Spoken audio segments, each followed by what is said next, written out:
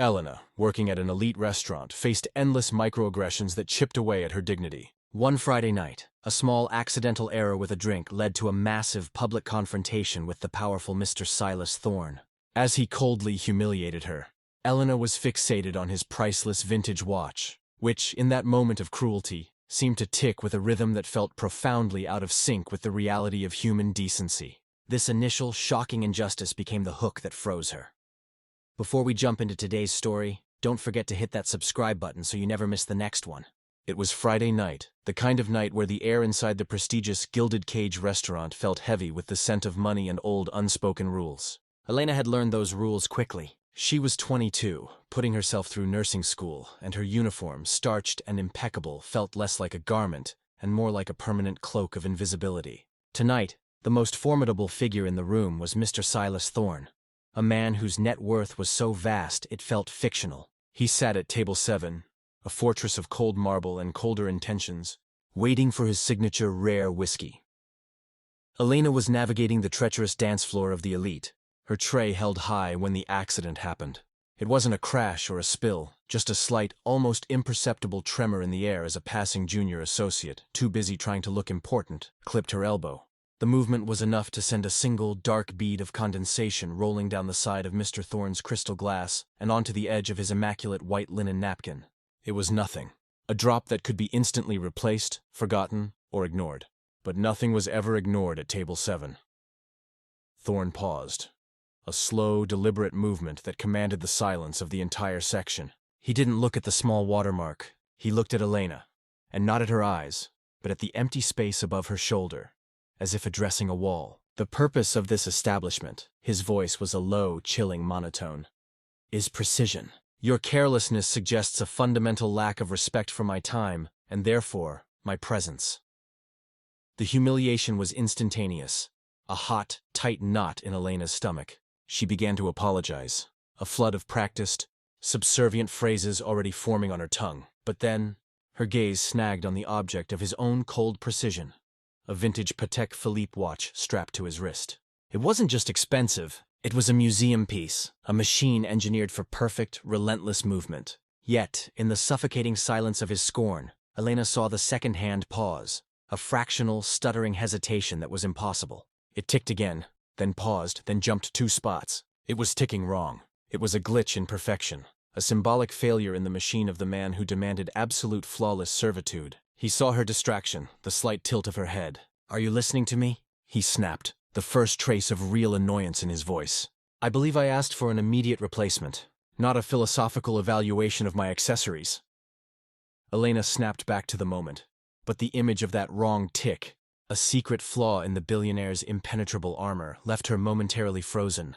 The first seed of resistance planted deep within her silence, the injustice of his rage over a single bead of water, while his own symbol of perfect time was faulty, was an absurdity she could not shake.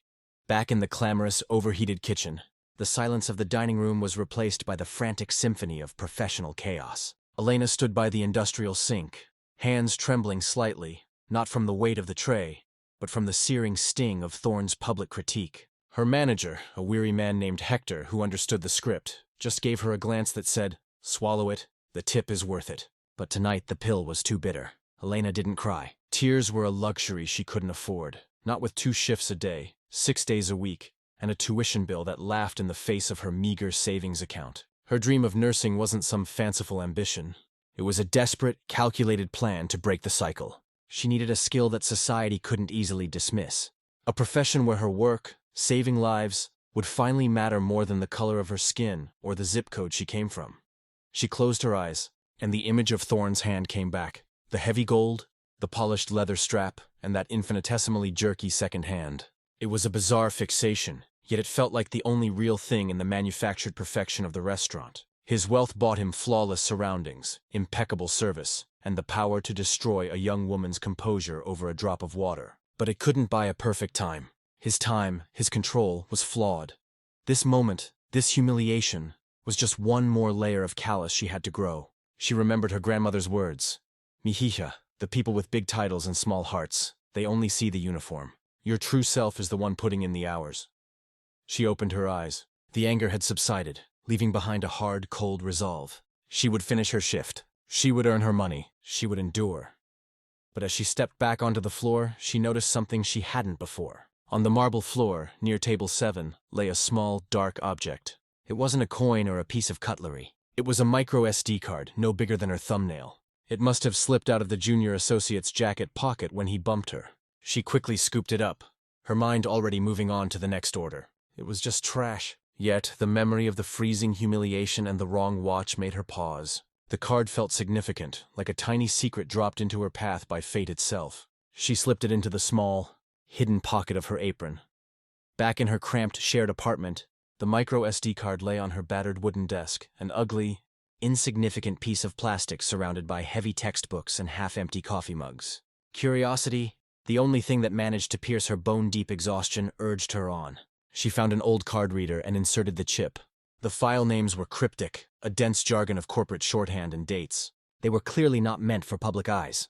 Initially, it was just confusing, but as she opened one file after another, connecting the dots, geographical coordinates, water quality reports, budgeted damage control expenses, a terrifying picture began to form.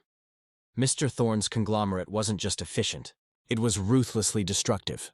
The data outlined a calculated plan to bypass safety, regulations, and cover up the toxic contamination of a water source near a major development project, a project located right next to the affordable housing community where her aunt and cousins lived. The injustice she felt earlier, the slight personal humiliation over a wet napkin, was nothing compared to this vast systemic cruelty. His coldness wasn't just directed at a waitress. It was directed at entire communities, entire livelihoods. The realization hit her with the force of a physical blow. The watch hadn't just been ticking wrong. Thorne's entire moral clock was broken. Elena looked at the screen, then at the clock on her wall. It was 3 a.m. She could delete the files, toss the card, and return to her invisibility. Her silence would protect her. Her intervention could cost her everything: her job, her education, perhaps even her safety. Thorne had the power to crush her with a single phone call.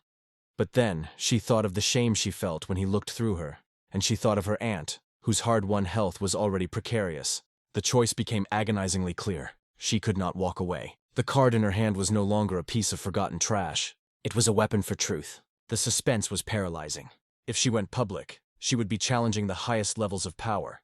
But if she stayed silent, she would be contributing to the slow-motion ruin of her own people. Elena knew she couldn't trust the system to fix this. It had to be done differently. It had to be a statement about dignity, not just data. She opened her laptop and began to formulate a plan that was as reckless as it was courageous. The quiet waitress was about to interrupt the powerful man's perfect schedule one last time. The setting was Thorne's annual gala for global progress, a meticulously choreographed event designed to polish the tarnished edges of his public image. Elena hadn't crashed the party.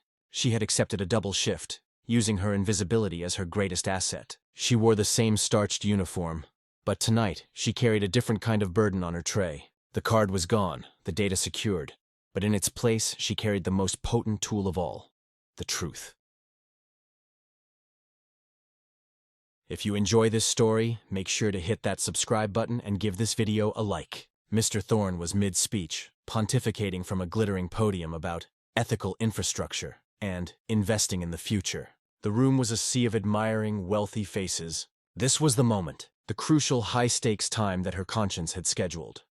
As she passed his table, she executed her simple, devastating plan. She paused beside the podium, not to serve him, but to place a small, laminated photo beside his water glass. It was a close-up image of a cracked, dry riverbed, the water stained an unnatural chemical blue, the exact location detailed in the files. Then she looked him directly in the eye, holding his gaze for a long, silent beat. It was the look of a person who finally saw the true cost of his wealth. Thorne froze mid-sentence. He was used to defiance, to lawsuits, but not to this quiet, undeniable confrontation. His eyes dropped to the photo, then darted back to Elena's face, searching for a trace of blackmail or aggression. But there was only dignity. He knew instantly that she knew. The room, sensing the rupture in the narrative, fell into a profound, suffocating silence. It was a silence that carried more weight than any shouted accusation. Elena didn't say a word. She simply offered a faint, professional nod and moved on, her starched apron suddenly feeling like a coat of armor. The climax wasn't a confession, but a break in character. Thorne stammered, his polished words collapsing into dust. He dismissed the photo as a misguided prop, but the damage was done. The air was poisoned, not by toxins, but by doubt. Over the next few days, the photo, and the carefully vetted anonymous data that followed, became the catalyst for a full investigation. Elena was, predictably, fired. Yet, 2 weeks later, an anonymous, substantial scholarship, enough to cover all her nursing school expenses and rent, arrived. There was no note, just a small, heavy envelope containing a plain, simple watch. A stainless steel timepiece with no diamond bezel, no fanfare. Just a strong, steady second hand that ticked with perfect, honest rhythm. It was a subtle, ironic nod of redemption. A quiet acknowledgement that while the billionaire's expensive time had failed him, the waitress's courageous time had saved others. True power, she realized, wasn't about the watch on your wrist or the money in your vault. It was about the moment you decide your humanity is non-negotiable, and you have the courage to set the clock of justice straight. That was a time worth keeping.